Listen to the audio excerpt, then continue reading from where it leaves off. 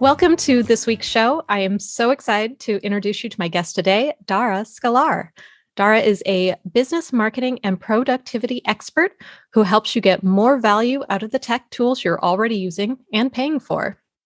For those who love the TV show Friends, she's like a tech-savvy Monica Geller, but a lot less demanding and shrill. She's that friend you call for tech help. I know I do. And specializes in Google tools like Gmail, Google Drive, and Google Workspace. And I am so excited to welcome you today to the show. Thank you so much for being here. Can you share a little more with our listeners about you and what you do? Yeah, for sure. So I like to say that I wear a lot of hats because the business that I have that we're here to talk about, which relates to the Google tools, was really born because these were the tools that I was using behind the scenes in my everyday business, my bread and butter business. And this side business on top of my regular business has really blossomed into more of what I'm actually passionate about. A lot of people, I'm sure in your audience, have a day job and they're starting up with their side business and getting the wheels rolling. And I feel very similarly, except that I have my regular bread and butter income generator is also my own business. And you asked me what I do, right?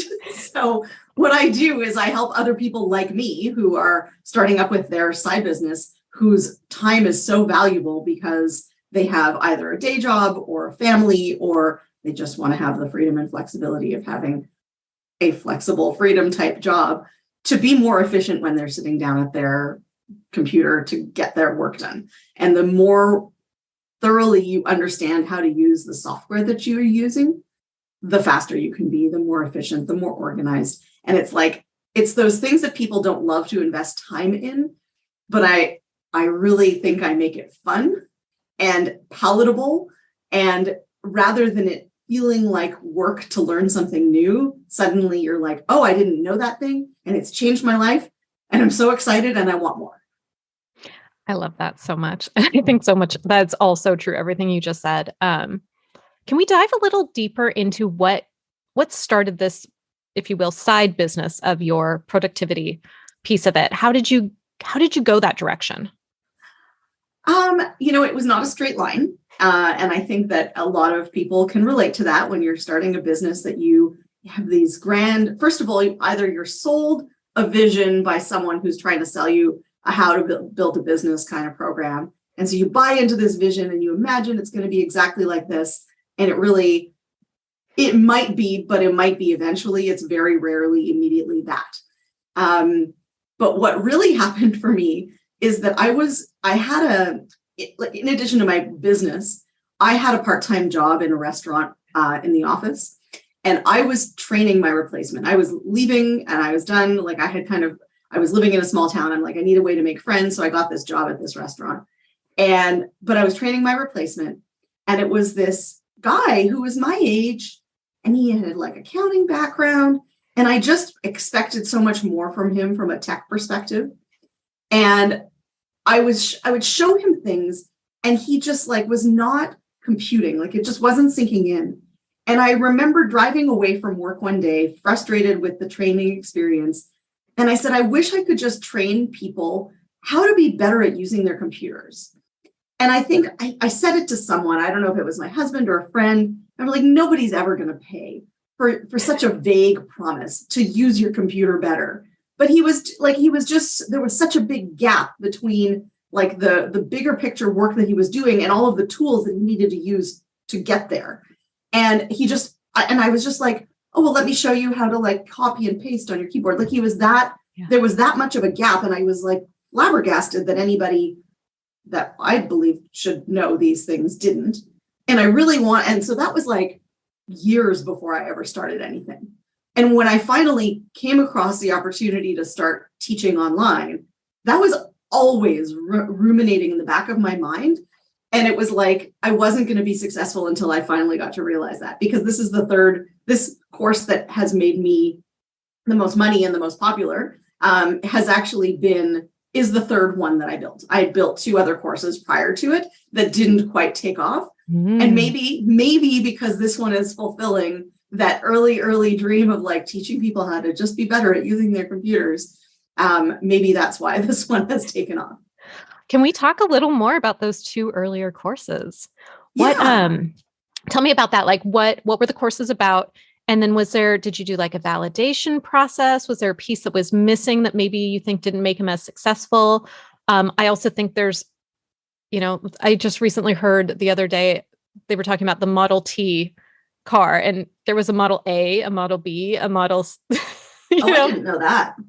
Was it a true story? I don't know. That's just what what I Okay. heard, but it made sense. Yeah. There's a reason there's other versions to things. It's not, hey, I created something and it's amazingly a hit. There usually is Yeah. going to be more iterations, or we try, we experiment, we go put ourselves out there. So I would love to hear a little more about these two earlier courses. For sure. And the interesting thing is that it actually ties into something I wanted to make a point of bringing up on this conversation, because my very earliest foray into online course building, I went and made some big mistakes. And I wouldn't say that creating those courses that weren't particularly successful were mistakes. What was a mistake was paying money and signing up for software before I needed it. So having overhead in my business because I expected the new business to start bringing in revenue immediately, and it didn't. And so the very first course, I had a friend. Actually, she was the person who hired me for that restaurant job. And she ended up she hired me to be her assistant. They then let her go. And then they also outsourced a bunch of her stuff and promoted me. But we had met in that job, and she was training me as her assistant. And so we got along really well, and we had really complementary skills. And she went off and she became an accountant. And she started having bookkeeping clients. And like when she got fired, I actually built her a website. And I was like, don't worry, you're going to be okay. Put this website out on Google. And like she ended up finding bookkeeping clients. And she created this system for those clients to teach her clients how to hand in their bookkeeping paperwork in a way that would make it very efficient for her. So she was charging a really reasonable amount of money because her clients were so well organized, bringing their paperwork in digitally. And so she came to me and she's like, I have this idea, and maybe as a team we could consult and teach people how to use things like Dropbox and file naming and organization when it comes to bookkeeping assets. So your receipts and your statements and your all of the accessories that come together to create what a bookkeeper would need. She's like, I want to teach other people how to do this, but not do their bookkeeping. And this was before online courses were on our radar. This was just a conversation. And so we joined a networking group locally. I know this is more backstory than you asked for, but I think that like you asked for where's the validation came from, right? Yeah. So we joined a local networking group, and we started talking to people, and we basically were seeking out people who would hire us to sit down with them one-on-one and teach them in like a little literal physical space how to do this thing that she wanted. And suddenly I watched a webinar and got the idea of doing online courses and brought it up to her. And she was like, oh, why didn't we think of this sooner? Like, I think we hadn't, because it was so new. This was 2015. And suddenly our entire focus shifted. And so we started developing the course outline. We started thinking about how to market it. And I had my past business, so I had people to offer it to. And because it was for self-employed people who would potentially have a bookkeeper, my audience was perfect for that because my audience was realtors, and they're all individual self-employed people. And so we put together a webinar, we put together a course, and we launched it to the audience that I had. And it actually sold. I think probably 13 of them sold as a result of that webinar, which is a pretty good success. I think we were selling it at $300 because it was a pre-sale. But eventually we wanted to charge $1,000 for it because that was the price tag of the day. And ultimately why we didn't continue with it. And I really do think it was a valuable course and we could have been building a good audience. And I think ultimately the reason we didn't continue was just because the partnership wasn't right. I was doing most of the work and she was still working full time in her own business. And I was the face and I was doing all of the work. And then the agreement was 50-50. And she's like, but when we make money, of course, I'll give you extra. But she wasn't willing to commit. And I was not happy continuing to do something where I'm putting so much of my time for a maybe and not like that it was just 50-50. So that dissolved because each of us wanted to move on. That course content still exists. When you offer lifetime access to your students, you have to live up to that. So all of that stuff still is inside of my membership platform. And if any of those clients ever still wanted to log in, they absolutely could. And they were all people that I think, all but one or two of them were people that I already knew. And then the second course was now me going out on my own. Okay. And I created a course that I called Digital Life Mastered. And it was very similar to what I ended up launching called Get Productive with G Suite, which is how you and I know each other. Very similar content, all about file naming and organizing. And there was a LastPass component, and it was about Dropbox, and it was about how to organize the behind the scenes inside of your computer. But I didn't advertise it, and I didn't package it, and I didn't explain it in a way that made people want it. And I'm going to shortcut this because that one did sell, and I spent a lot of money prematurely hiring Facebook ads agencies and hiring, copywriters and doing graphics and all kinds of stuff because it sold to my warm audience. I did again pre-sale, but except this time I did a pre-sale of $97 when I was thinking that the course would be $300 eventually. Sold really well. I felt like I was, I'd made it. I'm big time now. I had 50 people who had bought it, but I couldn't find a way to build my audience. So people who knew me were buying the course, but I had nobody buying or coming in through my lead magnet. I was like at a loss for what that lead magnet should be. Lead magnet, if anybody who's listening doesn't know, is like the free thing that you're giving away in exchange for an email address that gives someone a taste of what you do or gives them a quick win. And the only one that I had was like 3 steps to inbox zero, which in fact still exists. There's an updated version of it. And I personally love it. I still think it's a great. Yeah, it's great. That's how I got on your list. And I love that training. It's so quick and easy. It's like literally a 10-minute video, and it looks at inbox zero from a really different perspective than I think a lot of other trainings do, because it's just about kind of clearing the slate or cleaning the slate and getting a better view of what you've got going on and what you have to get done. So I wasted a lot of money at that point as well. At least at the second course build, I was using better software that was not costing me a ton in overhead because it was software I was already using for my bread and butter business. Okay. Not literally bread and butter, in case anybody's wondering. So I at that point I was like really disappointed in myself. I dropped about $5,000 on a Facebook ads agency that really should just never have taken me on. They should have said, you don't have a converting funnel, so we aren't going to hire, don't hire us. Go do something else and then come back. Or, they shouldn't have taken my money. And so at that point, after having sold 50 of that second course, having spent this money that I didn't have and hadn't earned, and then them saying, yeah, this isn't working, I was actually just so disappointed in myself that I decided to step away. And what I said to myself at the time, and you, I know, have lots of woo in your life, and I am very not woo, but the way that I said this to myself is what at the right moment, the right angle will come to me. And it may be a different course, or it may be a different perspective, whatever it's going to be, I will find it when it's time for me to put my time back into this. And it was very, very true, because ultimately I ended up building a course all about how to be organized inside of your business, except this time I slapped Google onto it. And I've used Google my whole business life. I've used Google Workspace and Gmail from the moment I possibly could get in the door. And so I really consider myself an expert in that. And everyone uses Gmail, and everyone uses Google Drive, and everyone uses all the Google tools. And the moment that I started teaching exactly what I wanted to teach all of those years ago, but I started teaching it through the Google lens for the people with the Google tools, it started flying off the shelves. I had 100 people on my wait list before I even launched it. And I had made, they always say your 5-figure launch or whatever. I made over $10,000 in the first weekend of the course being sold. And it was a $37 course. So, I mean, $37 course with a couple of optional upsells, but because I had people on the wait list, I launched it on my birthday weekend. So I had a lot of attention. I had two different people shout me out because they had seen what I was doing and they were like, you guys need to go check this out because it's such a great product and such a great price.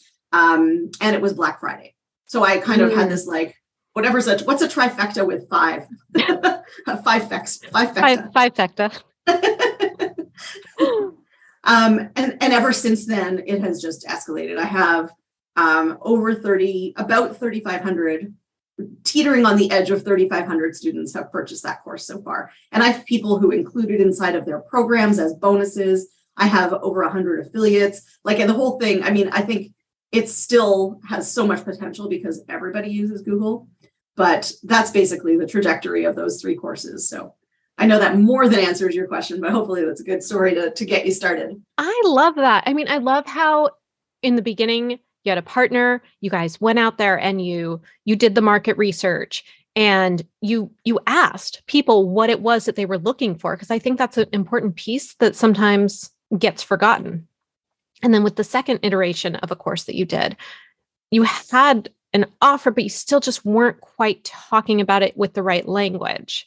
And then with this third one, it was like, boom, you hit the nail on the head.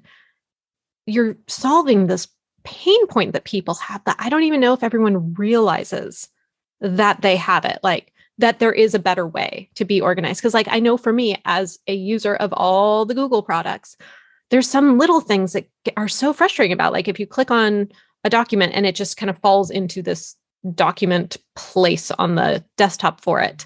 And you go in and really explain, like, here's how you can organize this so you don't just have this like overwhelming, cluttered mess. And I love that. I'm glad. I'm going to tell you guys something about Laura is that probably, I mean, it used to be maybe a little bit more often, but about once a month, she sends me a picture of a cheese plate, a glass of wine, and my course on her laptop in the background. And she's chipping her way through all, I don't know at what point. You're probably getting close to the end. I'm done. That's why you're not getting them anymore. Oh, okay. I went in recently and I'm like, I feel like she might have added some bonuses. So I went in and I was like, oh, I guess I'm done here. I'm ready for you to put out something else. So okay. Yeah, no, you bet. I'll give you the next thing. I would love for you to talk a little more. I mean, I'm obviously very familiar with your course. I talk very highly of it. I'm an affiliate for it. Can you tell some of the listeners a little more about exactly, kind of break down what not exactly, but break down a little bit what your course is about and what it goes through and those pain points? So the course is really for anybody who uses any of the Google products. And I would say, like, there are some people who have said, I thought I was a Google expert, and then I came in and took your course and you still wowed me. I'm sure that it wouldn't be 100% of people's reactions, but the course is designed for anybody who uses any of the above. It does not have to be all of the above, because the way that the course is structured is that you get a module per tool. So if you use Gmail, if you use Google Drive, if you use Chrome even, if you use Calendar, if you use Contacts, if you use Keep, or if you don't use them and you think you might like to, then the course is basically a series of modules that goes through several lessons. I mean, I think the Gmail module has 14 or 15 lessons. They're all short. They're like 5 to 15 minutes or 3 to 12 minutes or something. Like the videos themselves are all quite short. And it's basically a series of tutorials, each one of them through the lens of how you can make your experience while you're using the tool more productive. So here's a feature, but here is why this is going to make your life better. And the whole course actually starts out with a conversation around how can you see, I call it like the productivity lens. And you're basically looking at things in a way like, how can I make this easier for myself tomorrow or next week or next year? What can I do now that will save myself, now in a few seconds, that will save myself time and frustration and even just like throwing me off course in the future? And one of the biggest things that people thank me for in the course is that I give permission not to go back and clean up your past mess, but just to create a system that you're going to use from now on. So there is a whole module called Quick Wins. It's actually module 3.5, because as I was building things out, I was like, oh, you know what this course really needs is this like clear the deck, like clean slate module. I should have called it clean slate module because it really is the quick wins clean slate, where basically it shows you how to get to inbox zero. It shows you how to clean up all of the loose files that are sitting inside of Google Drive or even on your desktop on your computer.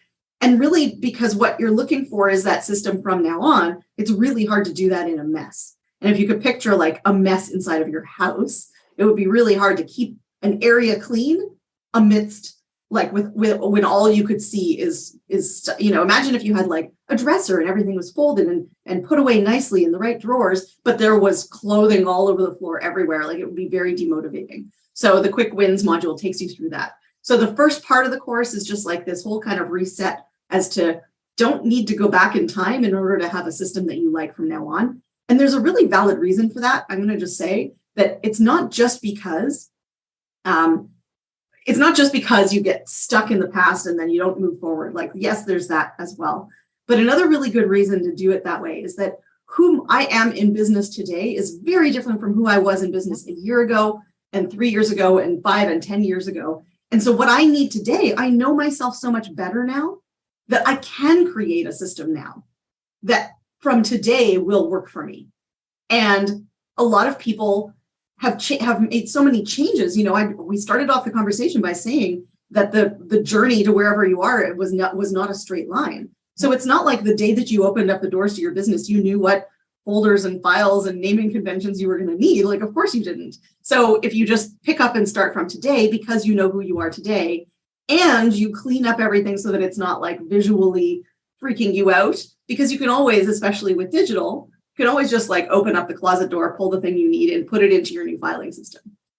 So does that answer the question you asked? I think I went on a tangent there. Oh, you were asking for the content of the course, but I think that taste of it? Yeah, absolutely. I think that spells out very much like who it's for, how it helps. I mean, I know for me, like trying to put in place a system, there's no right way to do it. And there's 100 plus different ways you could do it. And having someone go in and say, hey, this is how I do it. Here's a way that you can implement everything. And here's a system and a strategy. Let me show you how. Well, and you bring up a really good point, because one of the other things that I was very careful to stay away from was saying, here's how to do this. Yeah. What I say is, here is my thought process, and here's how I do it. So here's why, and here's how.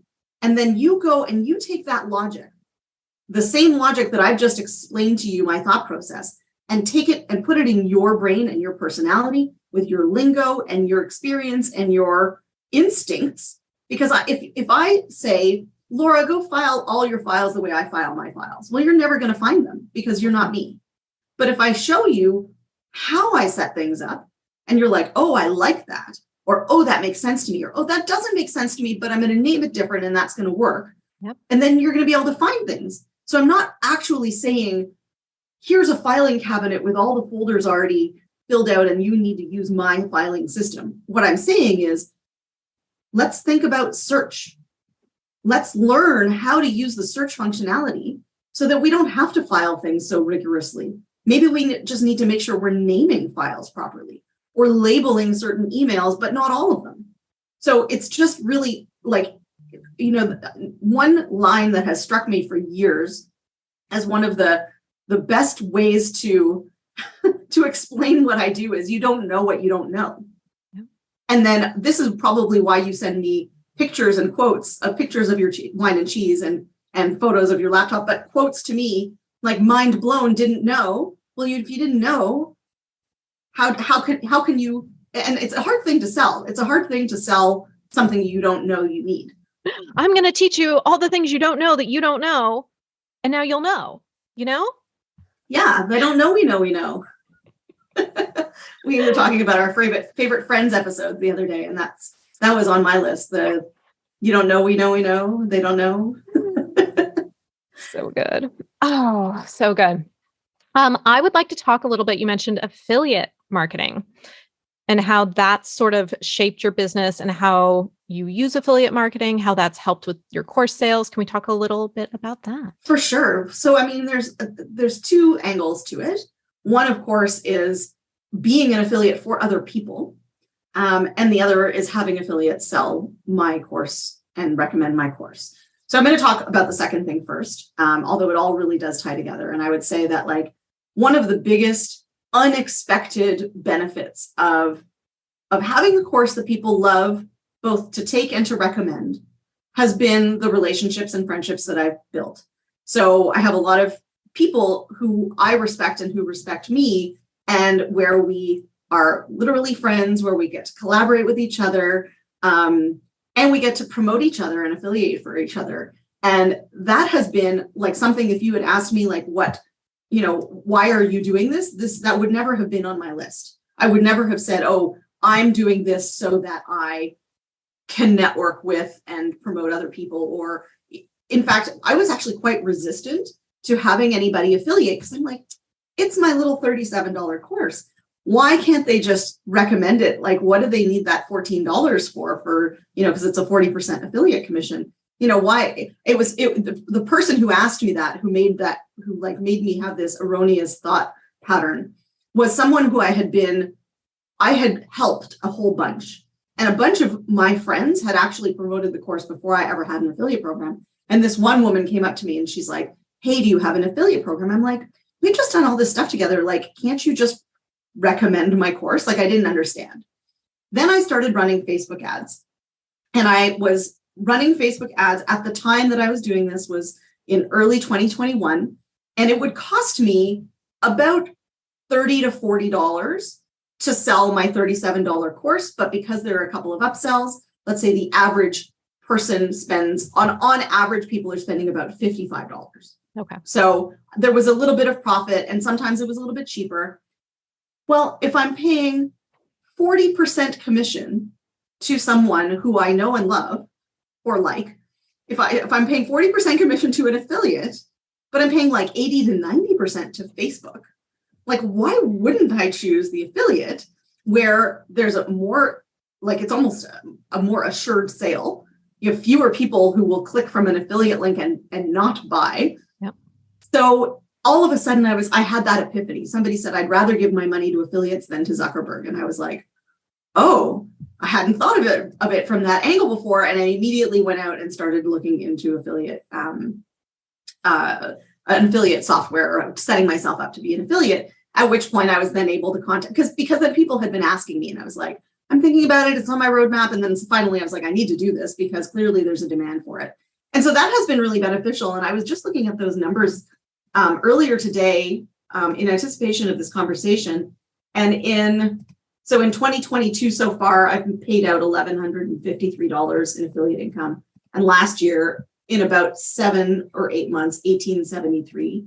I mean, it's not a significant number, and that doesn't include people who buy my course in bulk for their students or as a bonus, because I have several people who come to me every time they have a launch. They give it to all their students just because they understand how foundational this information is. So that's me having affiliates recommending me, and I probably could do a little bit more with that. Maybe be in touch with my affiliates more regularly, have some kind of email sequence that reminds them of my existence and their affiliate link. But the biggest surprise, so when you sell this $37, the reason that my course is $37 is because I'm following a method that's called a self-liquidating offer. And it's what you do when you have, when you're an unknown entity. So nobody knew who I was, 18 months ago.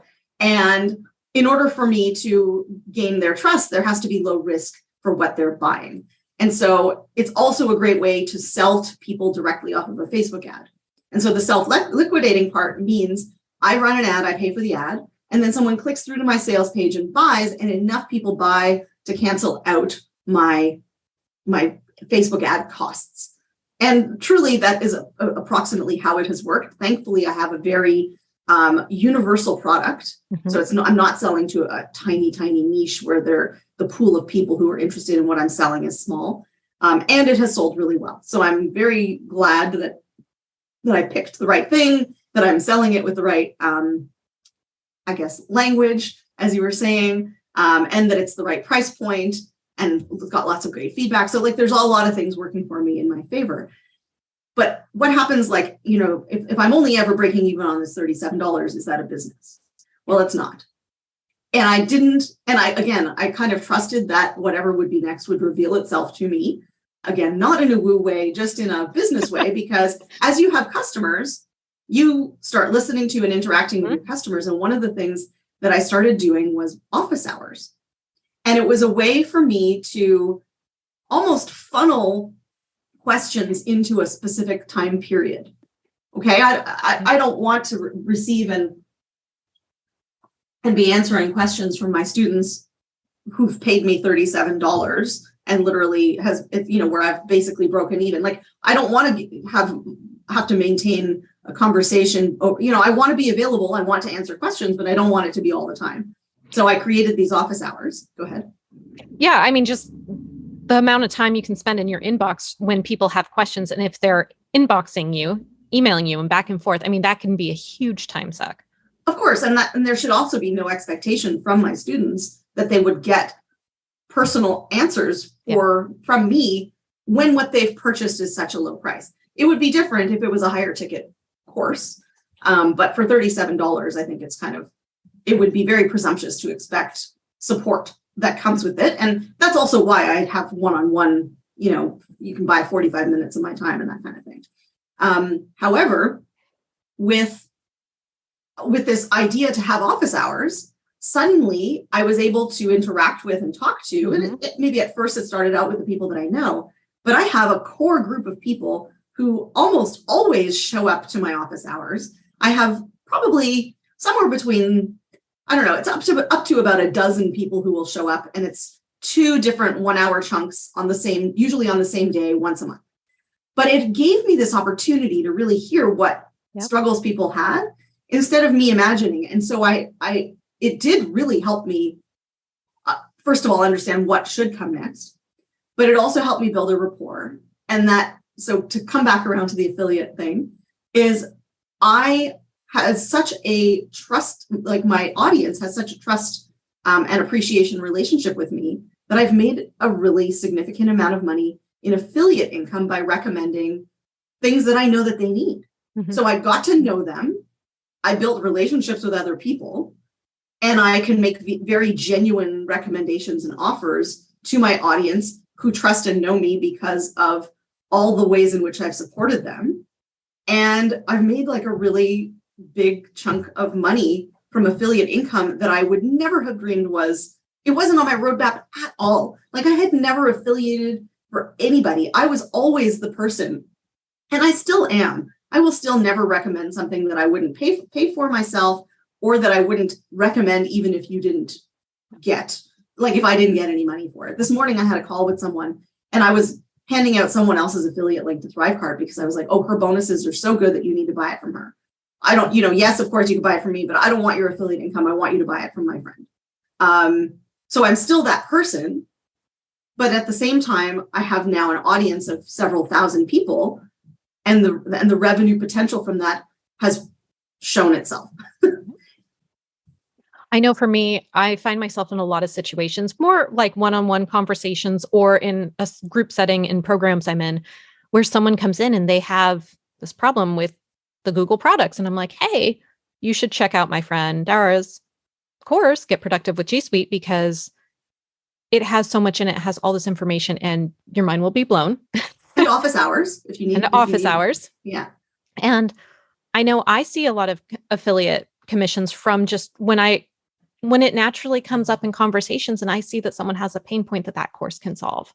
I'm pretty sure you are my biggest volume affiliate. And and I say this like almost incredulously, and it's just because you make such genuine recommendations, but it's not like you're sending out it's not like you have a big email list, and it's not like you're hammering people to buy my course. You just are handpicking the people who are asking the questions, but you probably are at least number 2, if not number 1, in terms of volume for affiliate sales. So thank you for that. Yeah, And I absolutely. love sending, Laura will send me a message. I love seeing PayPal notifications from you. I mean, I'm one of those people, I'm the same as you. Like, I love to recommend when I'm such a problem solver. And so when I see that when someone tells me about a problem I have, and I'm like, oh, I know a solution for that, I love to recommend tools or courses that I know will help solve that problem. So that to me, it makes my cup feel full when I know I can help problem solve for other people. Well, and the other thing is that I can't be an expert in all the things, Mm-hmm. right? And neither can you. And so rather than me saying like, I mean, we talked about this whole bookkeeping course, or the bookkeeping paperwork course that I had created. Well, I've been through a whole range of things from a bookkeeping perspective with my business. Like, there was a lot of years in the early days that I was super miserable about my bookkeeping, and I went through this big learning curve, but I'm still not a bookkeeper. But hey, I partnered up with someone who is a bookkeeper and who does teach that. And so I was able to do a joint webinar with her. And like, here we are, we're collaborating. She's winning, I'm winning. My students are being offered something that they need. Or affiliating for, let's say, the contract shop, where these are people who might need legal templates, contract templates. And so having those resources built into my business, like Rolodex, is a benefit to everybody, basically. Absolutely. Well, I would like to change gears a little bit and talk about some of the struggles that you've had, because as we know, it's not all sunshine, lollipops, and rainbows in business. And what kind of stands out to you as one of the biggest struggles that you had that was a big learning experience for you? Okay. That's a really great question. And I think I have touched on a couple of them, like spending money before I needed to, or wasting money, or, having hired a company before when I wasn't in the right stage of business to sustain that kind of expense. But I would say that probably one of my biggest struggles is kind of twofold. The first part of it is like I'm the bottleneck. So for me, course content creation, I love to answer questions. I love to demonstrate things. And there is some kind of like block and fear that I have. Sometimes it like rears its ugly head at the wrong times when it comes to creating pre-recorded course content. I didn't really have that problem creating Get Productive with G Suite. I think I was just head down, was like so focused on getting the content created. But in the subsequent courses, I have really struggled to. It's like somehow I suddenly have a bit of imposter syndrome, even though I know what I'm doing. And I know what I'm doing. And I know I'm solving people's problems. It's still, I'm not hearing myself say that. So I have struggled with some course content creation and being that bottleneck. And I think that's probably the biggest, like, I would say that's like the most surprising thing that has come up. And that has been pretty consistent. And I'm trying to break through it. And I know that the way to break through it is just to do the damn thing. And I also, it's summertime, and I'm very motivated by like, if you get this done, then you won't have this on your shoulders all summer long. So I'm really determined. I just had a few probably 2 very busy months. And now I'm finally going to get those long-term to-do list items cleared so that I can enjoy the summer. Thankfully, it's only early June, but. I love that. I think I can definitely relate with that when it comes to creating videos on stuff. I know this stuff. And for some reason, I'll find myself with that same block. I don't know if it's so much for me imposter syndrome or just, I don't know what it is. I think sometimes I feel like I know that once I get into the flow of recording, the movement happens, the momentum gets going. But man, just sitting down and getting started, I will procrastinate that and find other important tasks to do. And I'll clean. I created a whole workshop called Goodbye Digi-Clutter, and I coined the phrase productive procrastination because I was like, what do I do when I am trying to avoid something? And there is definitely stuff that I like, some of my like go-to activities. Oh yeah. Where it's like, I feel good. It's like I'm scratching the itch, of getting something done, but not the thing that I'm supposed to be doing. But I'll actually circle back around, and maybe I'll retract or temper my comment about imposter syndrome and say it's also a degree of perfectionism. Okay. There is a big part of me that when I'm recording a video, I really want to be concise. I don't want to ramble. I don't want there to be too much information. I want it to be just like, here's what you do, here's how you do it, here's what you just did. And I really am trying to be very clear with that. And sometimes I find myself, like what I'm in the midst of, like partway through right now, is recording my Google Photos. It's a module within a bigger course. And it's hard because I keep looking at family photos and like falling down a rabbit hole. Yep. And not wanting to do that on video, and also not wanting to have to painstakingly edit out me falling down a rabbit hole. So like, I think there's a few components there, and there's the high standards probably is where that imposter syndrome comes in, is that I really want it to be good. And it's not because I don't know what I'm doing, because I want it to be the best it can be. And that's where the imposter syndrome is. So that's actually a good epiphany that I think I've just had while we've been talking this through. So what's a piece of advice you'd give to anyone else who's kind of maybe resonating with that, where they're wanting to go forward with it, they're feeling a little stuck because of the perfectionism? Any advice that you have on how to get past that hurdle? Gosh, that's a really hard question, because I'm still stuck there. And the things that I like, some ideas that I've had would be, well, I'll just tell you the ideas. Whether they're practical or possible or not is a whole other question. But like, I would love to rent an Airbnb for 4 to 5 days with 2 to 3 other people. So there'd be a maximum of 4 of us there. We would all be working on content creation. There would be quiet spaces for each of us to do like the recording and the actual stuff, but we would be accountable to each other. Yeah. So it'd be like, you go do this and only this. And this is like, this house is only for this one particular project.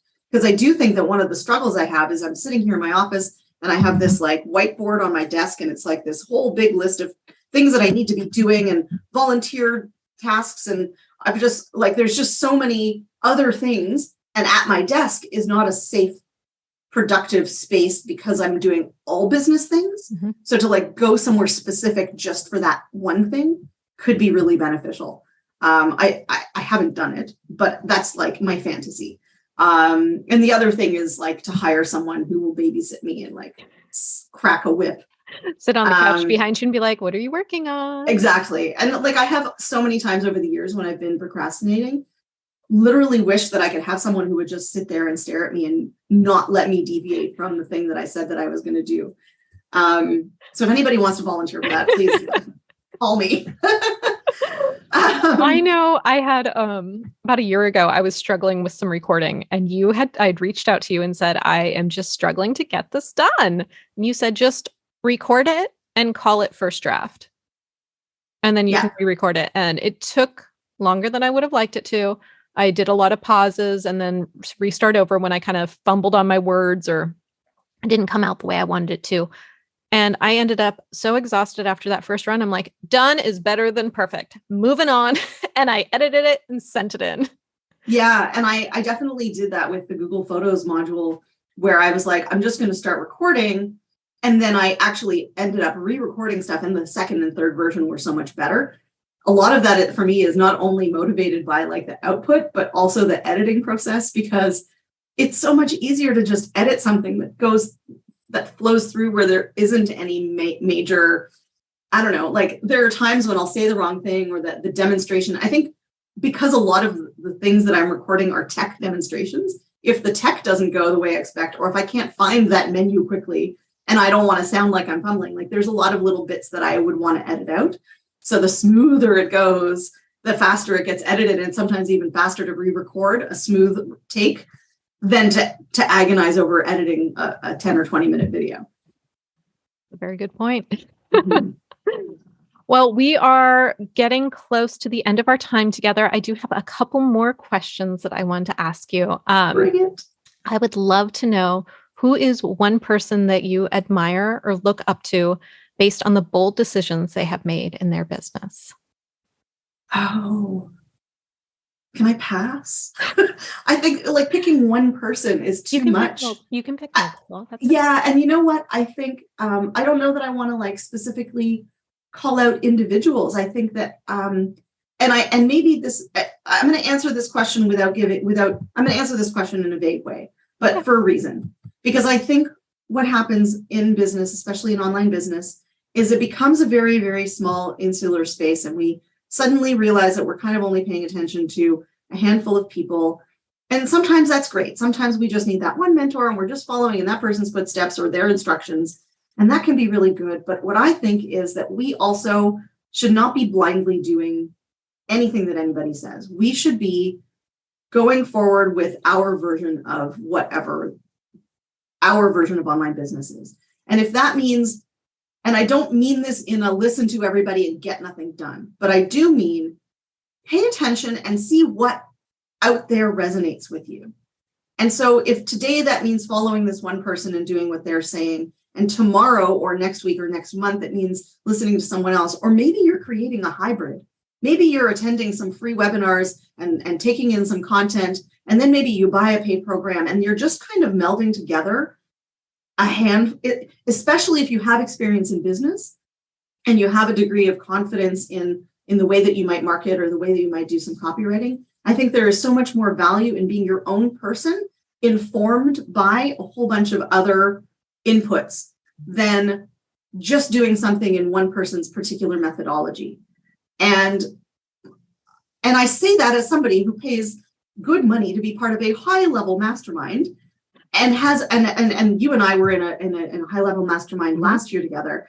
And it's not because those people aren't wonderful, but I just think that there is value in the way that each and every one of us does business. And if you follow one person and then they pivot, and then that you might lose some kind of respect because you were doing what they did and then they decided to change, like just look and see what the landscape is, look and see what works and resonates for you, and then go forward with that. You know, I don't know anybody else who's doing office hours for a $37 product, but look how well it's doing for me in the way that I have a rapport with my clients and students, the way that I'm serving them, the way that they're recommending me, the way that they're buying things. Like I'm still getting a lot of benefit, both emotional and dollars in my bank account from choosing to do things that is a little bit different. So I'm not going to answer your who question, but I hope that that still is a valuable perspective. That actually answers a question that we were going to run out of time for me to ask, but that would answer my question of what are you doing that's being bold in the industry that not others are doing? And that would be right there with I'm offering office hours on a $37 product, which I think is incredible. And also the fact that you're getting market research out of it to help you on what to create next. I mean, because that's how you validate an offer. Yeah. And it's giving me content for emails. It's giving me content for Facebook ads. It's giving me content for an upcoming YouTube channel. Stay tuned. Hopefully it'll happen sometime soon. It gave me inspiration for my PDF, the top 40 things top 40 Google hacks you'll wish you'd been using all along. Like all of that came from questions and from me just doing off the cuff demonstrations, which would never happen. I'm inspired when I am my most creative when I'm speaking something through or demonstrating something. So having that opportunity. So it's a total win-win. I love that. Okay. My final question is, what is one piece of advice you would give someone when they are first starting out their business that would help them be bolder, be louder, and make waves in their business? Oh, well, I was going to give you a piece of advice that didn't have anything to do with loud and bold. So I'm going to say that anyway, because I think it's really important, is not to get sucked in by spending much money before you're making it. So don't commit to big ongoing software expenses before you're making revenue. Don't go buy webinar software before you've even written the webinar or have your email list of people. I did all of these things. I bought expensive email software. I paid for a whole year of webinar software and I never built myself a single webinar. All of these things because you're following people's advice and seeing what others are doing. Don't go, this is like the opposite of how to be bold. Unless it's the thing that lights the fire, it's like buying into the diet program, but not actually following the diet program. Like, don't waste your time and money because it's going to deflate you and make you less inclined to be big and loud and bold. And I would say also go with your gut, go with your instinct. Don't just do because I think I spent an unreasonable amount of time after building my course, waiting for someone else, a guru of some kind, someone I was following, or some mentor in my space, or some friend at a higher level and more advanced than me, to tell me what to do next. And what I really needed to do was listen to my audience and my head. I love that so much. Well, thank you so much for coming on today. For all our listeners out there, if you want to go check out Get Productive with G Suite, my affiliate link is lauracomark.com/Dara. That's DARA. And I will link that up in the show notes. Where can you tell the audience where they can go online to find out more about you and connect with you? You can go to withdara.com. That has links to everything I do, everything I offer, and a bunch of blog posts and so on. So yeah, central location for Dara is withdara.com. Wonderful. Thank you so much for being here today. Thanks, Laura. It's been so much fun. This was like the recorded version of us hanging out and with questions.